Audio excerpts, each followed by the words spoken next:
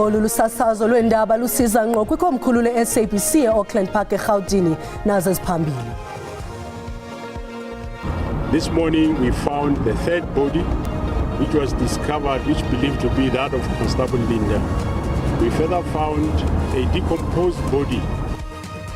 Kufunyenwe umzimba wesihlanu kumlambi Henhops Centurion ePitoli kwiphulo lophando ligqiza lezophando nohlangulo ebelikhangela amapolisa amathathu aduke ngolwesithathu kule veki ephelileyo.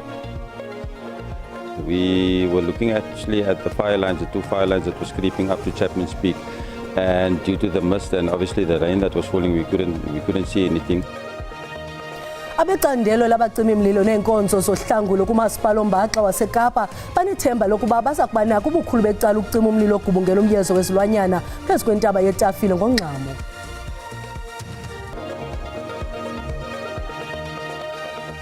Molweni emakhayeni kuvimba ngokuhlwanje. Kufunyenwe umzimba wesihlanu kumlambi Henhops Centurion ePitoli okufunyaniswe kwiphulo lophando ligqiza lezophando nohlangulo ebelikhangela amapolisa amathathu aduke ngolwesithathu kule veki ephelileyo. Iintsapho zalamapolisa zidibene nomkomishinala wamapolisa kuzwelonke uNjengele Fani Masemula ukuze kuqalise inkqubo yokufanisa imizimba. Amapolisa aqinisekisile ukuba umzimba wesihlanu ngulowo wesifazane. uConstable Cebe Linda ominyaka engama-24, uConstable Kiamogitswe Bais ominyaka engama-30 noConstable Boipilo Sinoge ominyaka engama-20 babehamba ngemoto luhlobo lwesedan emhlophe besuka eBloemfontein bebheka kwindawo babetyalwe kuyo eLimpopo ngethuba belahleka. Umkomishinala wamapolisa unike ingxelo ngokuhlwanje eqinisekisa ukuba imizimba efunyanweyo yileyo yamalungu abo. Emibini uthi bayifumene izolo, uthi basaphanda nangeminye imizimba abayifumeneyo. As I said yesterday, we found two bodies, and then because of it was dark, we had to abandon the search and proceed today. And this morning we found the third body, which was discovered, which believed to be that of Constable Linda. We further found a decomposed body, which we are still trying to identify. We don't know who this person is. Umkomishinala uthi beyinkonzo yesipolisa nentsapho ezilahlekelweyo bajongene nexesha elinzima. We would like to thank the task team for the work that they've been doing, and also for the families for the tolerance they had from day one up to this very moment. It is a sad day indeed for us as a SAPS family, and of course all the family members of our 3 members. Uthi inkqubo yokufanisa imizimba iyaqhuba kumzi wogcino zidumbu kwaye nabo beyinkonzo yesipolisa basaqhuba nophando lwabo ngalenyewe. Obebhala kwindaba ze-SABC Dinkunti Mphiwe Gift Nongqotho ndiseRhawutini. Abecandelo labacimi mlilo neenkonzo zohlangulo kumasipala oMbaxa waseKapa banethemba lokuba baza kuba nako ubukhulu becala ukucima umlilo ogubungela umyezo wezilwanyana phezu kwentaba yeTafile zingaphelanga iiyure ezingama-24 ezizayo. Lo mlilo uguguthe umgama ongaphezulu kweekhilomitha ezingama-30 kwaye ufikelele kusingasiqithi weKapa phakathi kwaseTokai naseNoordhoek. Olinqwelo-ntaka bezibhabhe emoyeni phantsi imini yonke kwinzame zokucima lo mlilo. Ngethuba lo mlilo ububhakuza ngamandla ngabacima imlilo abaphuma kwinkalo ngenkalo bebesilwa nawo. Ukanti namhlanje imeko yezulu elizolile incedile kwinzame zokucima.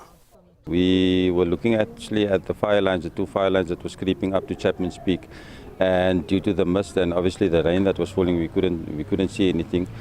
But we came down Okaapseweg again to Kai, where the initial fire actually started.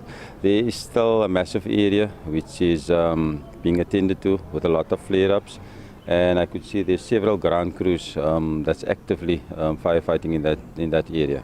Kwinzame zokujongana nonongekehli kuhlangulwa abantu abakumakhulu kumakhaya abo kwaye kwangoku akukho mizi isengozini. ISANPAX ithi uphando lwamazibulo lubonisa ukuba uqalwe ngabom lo mlilo. At the Silvermine Dam have been destroyed, as well as a lot of the boardwalks in the areas and signage. So there will be a lot of work that needs to be done, putting back the signs and the boardwalks to make the hiking trails there and the facility safe again for visitors. Isixeko saseKapa sithi kunqakulo kodidinjelwa kwesimnyama esisele umrhanelo emva kokuba abogcina umthetho beqaphele indoda ibiphethe inkonkxa zekancinane emva koko kwaqhamuka umlilo. Amagosa ucimile lo mlilo ayibamba loo ndoda nefunyenwe inesiyobisi iMandrax. Okwangoku awukacaki unobangela ukuqalwa kwalo mlilo. Kwaye akwazeki nokuba lo mlilo obuqalwe yile ndoda uhlangene kusini nalo ubhulwayo. Usekela Mongameli uPaul Mashatile uthi ukungqubana ngezorhwebo kungakhokhelela ekunyukeni kweendleko zokuphila ngenxa yokunyuka kwamaxabiso. Wongeza ngelithi okunganefuthe elibi nakuqoqosho lweli. Mashatile bethetha kwincoko ekuluhlu oluphezulu lwe-T20 Africa ePitoli. Lo msitho untsukumbini ubedibanisa abenzi mgaqo-nkqubo base-Afrika, izifundiswa noongqondongqondo abaphambili kuquka iingcali zamanye amazwe. Usekela Mongameli uPaul Mashatile uthi ukungazinzi kwezopolitiko phakathi kwamazwe ngamazwe, ukuguquguquka kwemo yezulu nempixano ngezorhwebo kunefuthe elibi kwingomso lehlabathi. Uthi ilizwekazi leAfrika malimanyane ngenjongo yokumelana noku. Africa itself should unite, and this dialogue is going to emphasize that.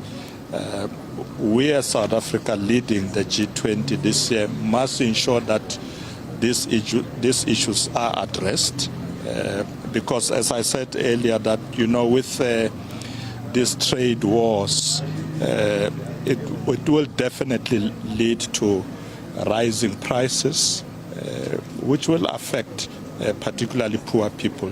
Nangona kunjalo, usekela Mongameli uthi incoko yomnxeba phakathi komongameli uCyril Ramaphosa kunye nogxa wakhe eMelika uDonald Trump inika ithemba. It's a positive move, because remember, as South Africa, we've always been committed to resolving these challenges. So I would say that as really one of the efforts that our president is taking to ensure that we normalize these relations. Abasingathe lo msitho bathi ilizwekazi iAfrika malisebenzise ubumongameli boMzantsi Afrika kwi-G20 ukuphuhlisa iAfrika. This is the first big conference of the Think 20, and we decided that the first meeting needed to focus on Africa. At the end of the day, this is very much a South African and an African presidency.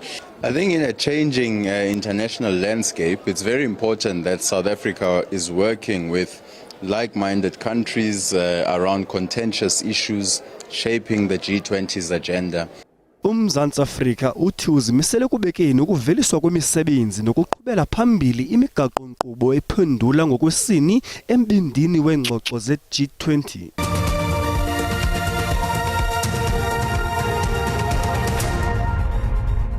Sinamkele kwakhona kwiindaba zelijelo xa sihlabela mgama. Uhlahlo lwabiwo-mali oluhlaziyiweyo lweli loMzantsi Afrika luza kudaka kwiPalamente ngomhla ongekabhengezwa, kodwa amaqela ezopolitiko aboni ngasonye ukubheka phambili. Iinkokheli ze-EFF zifunge ngelithi baza kuchasa naziphi na iintshukumo zoncitshiswa kohlahlo lwabiwo-mali kukhuseleko loluntu okanye ukubeka bucala kwamaqumrhu karhulumente njengamanyathelo okunciphisa. I-ANC nayo ithi iza kubakhusela bembeli abangathathi ntweni ngokunciphisa inkcitho karhulumente. Kubonakala ngathi iqela le-EFF liza kudlala indima ebalulekileyo ekwamkelweni kohlahlo lwabiwo-mali olutsha kunye nomgaqo-nkqubo. Amaqela kurhulumente wobumbano awuboni ngasonye malunga namanyathelo ekufuneka urhulumente awaphumeze ukunciphisa inkcitho. Onozakuzaku be-ANC kunye ne-DA babambe enye intlanganiso phambi kwenkqubo entsha apho umphathiswa wezezimali eza kudakanca ngokokutsha uhlahlo lwabiwo-mali. I-EFF ithubele izinyanzeliso zayo kwi-ANC kunye nomphathiswa wezezimali, kodwa ubukhulu becala ifunwa konyuswe irhafu yezamashishini. There is no negotiations going forward with anyone. We are going to a committee and then the law must be followed to the letter. So there is no one who's going to be seeking any favor from anyone. We outlined what we want in the budget, and we've even put that down. Unobhala jikelele we-ANC uFikile Mbalula ucele inzolo kwaye esithi la maqela mawathethathethane ngesihle ingakumbi kwezintsuku zizayo. Ukanti onozakuzaku bala maqela kunye neenkokheli zawo baza kuba nomsebenzi oqatha wokukhetha indlela engazukwenzakalisa abatyalizimali kwaye ikhusela abahlelelekileyo namahlwempu. The ANC agreed with political parties that came to the fore who did not have conditions. Okay, we agree. let VAT go. Now we've got new sources of revenue, and that is how it happened. So lenye to go to the courts wouldn't settle this, was to basically grandstand. Ibhanka enguvimba yeli kuza kufuneka idlale indima ebalulekileyo ukwandisa ingeniso kuquka nokuvala izikhewu zokushokoxeka kohlahlo lwabiwo-mali engaphezulu kwe-75 billion rand kwisiqingatha sonyaka, kodwa inkonzo yobutho rhafu kufuneka ixhotyisiwe. Kulindeleke ukuba amagqwetha abarhanela uKelly Smith kunye noStefano van Ryn bathi thaca iingxoxo zabo zokuvala kwinkundla ephakamileyo yaseNtshona Koloni. Okukulandela ukuba betshutshisi kunye negqwetha likaJacquina Police bequkumbele zabo iingxoxo namhlanje. Esi sithathu sixoxa ityala lokuxhwilwa nokuthutyeleziswa kwentwazana neminyaka emithandathu uJocelyn Smith. Abetshutshisi bathi bayaqala ukubona ityala elikumila kunje kweli loMzantsi Afrika. Igqwetha lombuso Advocate Zelda Swanepoel uthi ubungqina bolatha kunina kaJocelyn uKelly njengongqondongqondo owaceba ukuthengiswa komntwana wakhe kwiinyanga ezintandathu ngaphambi kokuduka kwakhe. All three the accused knew, or ought reasonably to have known, that Jocelyn was in fact being sold for the purpose of exploitation. And lastly, that all three the accused and Ms. Lombard stood to benefit financially. Umbuso ukwathi ubungqina bukaLaurentia Lombard abunakukhatywa kwaphela kuba bunyhobha abatyholwa kuquka naye. uLombard wayefudula engumtyholwa kodwa wajika walingqina lombuso elachazela inkundla ukuba uKelly Smith wamhlebela ukuba umntwana uthengiselwe ixhwele ngemali engama-20,000 Igqwetha likapolisi lithi ingxelo evuma ityala kaLombard iyakhabana nobungqina abunikezele kule nkundla. Okwesibini, umbuso unenyani ezimbini phambi kwenkundla. If one takes all the evidence in consideration, how can one of those versions pertaining to accused one be elevated to proof beyond reasonable doubt? NgoLwesithathu igqwetha likaVan Ryn nelikaSmith baza kwenza ezabo iingxoxo zaphambi kokwisa kwesigwebo nesilindeleke ngoLwesihlanu. Kwiindaba ze-SABC ndinguSiphiwe Wobasi, eSaldanha Bay.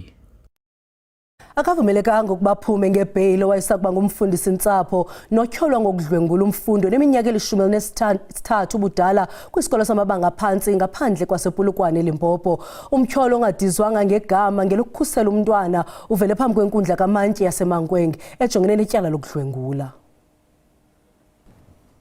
Elungele ukuva isigqibo ngaye, lo mfundisi-ntsapho ungene enxibe impahla eyahlukileyo kuleyo wayeyinxibe ngexesha evela enkundleni kumatyeli amathathu adlulileyo. Inkundla ifumanise ukuba umtyholwa wohlulekile kunikeza le nkundla izizathu ezaneleyo ezingamvumela ukuba akhululwe ngebheyile. The applicant, in my view, has failed to discharge the honours placed on him in terms of section 60(11)A of the Criminal Procedure Act 51 of 1977. Therefore, bail is dismissed. Umakhubele ukwavakalise ukuba umtyholwa unikeze ingxelo eziphikisanayo ngethuba efaka isicelo sakhe sebheyile. At first, the applicant indicated that he quit his job in order to accommodate the victim and to avoid being in the same school with her. On the other hand, he cited the issue of him wanting to pursue his ancestral calling. Abahlali baseMakotopongo bazalise inkundla yema ngembambo kwaye basamkele isigwebo senkundla. On behalf of the community, siyavuya kakhulu ngeziphumo ziza kuba ngumzekelo kwabo bangabophula imithetho. Siyaqhubeka neenkqubo zokuxhobisa uluntu ezilalini. Sifundisa ootitshala nabantwana ngokwamkelekileyo ngokwesimilo. Lomba urhoxiselwe umhla wama-20 kuJuni ukuze kuqalwe ukuxoxwa kwetyala. Usapho lwentwazana eneminyaka eli-15 ubudala uEntle Solomon lukhalaza ngempatho engentlanga kwisibhedlele sikarhulumente saseGqeberha. uEntle wazalwe nomhlaza wegazi kwaye ubomi bakhe bonke akakwazi ukuya esikolweni ngenxa yeengxaki zempilo. Nangona kwenziwe uthotho lotyando, impilo yakhe iya isiba maxongo. Usapho lucela urhulumente ukuba angenelele, hayi ngemali nje kuphela kodwa nokwimfundo yomntwana.